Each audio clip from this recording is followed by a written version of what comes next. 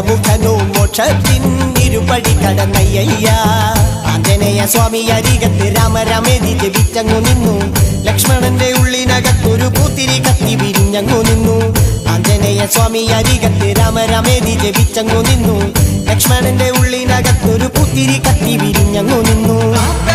ശ്രീരാമ വരമരുളൂ ശ്രീരാമ പ്രാർത്ഥന കേൾക്കാനിനിയും വൈകരുതേ നീ